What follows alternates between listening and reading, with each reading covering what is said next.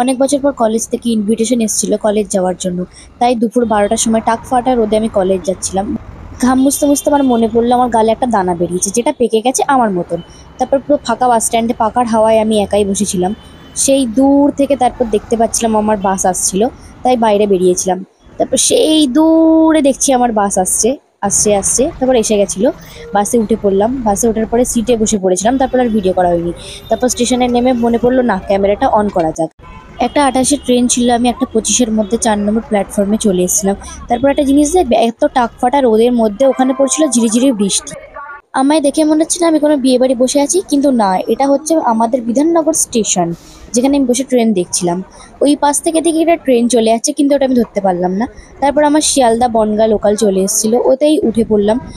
তারপর গেটের সাইডে দাঁড়িয়ে দাঁড়িয়ে কিছুটা ভিডিও করলাম। গরমের মধ্যে ট্রেনে এটারই মজা, হাওয়া খেতে খেতে যাচ্ছিলাম। ট্রেনে ওঠার পরে এত ভিডিও বানাচ্ছিলাম আমি, লোকগুলো দেখে মনে করছিল আমাকে আমি কোনো কন্টেন্ট ক্রিয়েটার, কিন্তু আসলে না, এটা আমার ফার্স্ট ব্লগ। তারপর দেখতে দেখতে শিয়ালদা ডুবে গেলাম।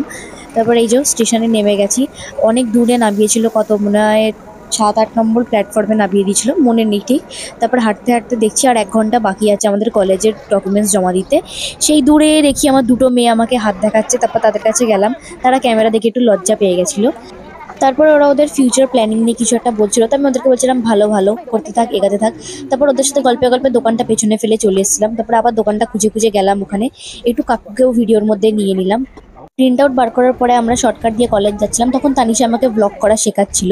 তারপর আমরা দেখছিলাম আমাদের কলেজের সামনে প্রায় চলেই এসেছি। দূর থেকে কলেজ দেখছিল, কিন্তু আমরা কলেজের সামনেই ছিলাম। তারপর আমি তোমাদেরকে আমাদের কলেজ দেখিয়ে দিচ্ছি, বঙ্গবাসী কলেজ, যেটা আমার যেতে মোটামুটি ভালো লাগে, আবার ভালো লাগেও না। এখানে হচ্ছে আমাদের কলেজের গেট। লাইনে দাঁড়িয়ে মনে করলো আমি সারা রাস্তা জল খাইনি। এখানে আমি জল খাচ্ছিলাম আর এদের সাথে বকবক করছিলাম। বলছিলাম যে আমার নাকে সর্দি হয়েছে, ঠান্ডা লেগেছে, তাই আমি ভালো করে কথা বলতে পারছি না, কিন্তু এদিকে হাই বন্ধ নেই আমার। তারপর সব জমা দিয়ে ক্লাসের মধ্যে ঢুকে যাচ্ছিলাম। তারপর মনে পড়লো যে আমি তো ব্লগ করছিলাম, তার জন্য আবার ক্যামেরা অন করলাম। দেখি সবাই ফটো তুলছে, এখানে এরা দুজন বসে আছে আর আমরাও বসে বসে আড্ডা মারছিলাম কিছুক্ষণ। তারপরে দেখছি হঠাৎ করে এদের দুজনের মধ্যে WWE স্টার্ট হয়ে গেছে। আমরা কিছুই বুঝলাম না, হঠাৎ দেখি এরা দুজন মিলে মারপিট করছে।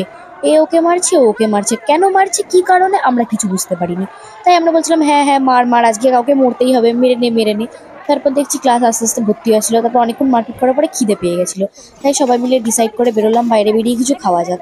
তাই রাস্তায় বেরিয়ে দেখছিলাম কি খাওয়া যায় কি খাওয়া যায় বলতে বলতে আমাদের গ্রুপের মধ্যে দুটো কাপল ছিল, তাদেরকে নিয়ে আমরা একটু হাসি আর কি করতে করতে একটা সুন্দর দৃশ্য দেখালাম তোমাদেরকে। 1 ঘন্টা ধরে ডিসাইডই করে যাচ্ছি কি খাই কি খাই, তখনই প্রীতম বলে উঠলো যে সবাইকে হাফ প্লেট করে মোমো দিয়ে দাও, বাদ বাকি যে যা খাবে আবার অর্ডার করে দেবে। তারপর কাকু আমাদের মোমোর প্লেটগুলো রেডি করছিল। আমি ক্যামেরা ওপেন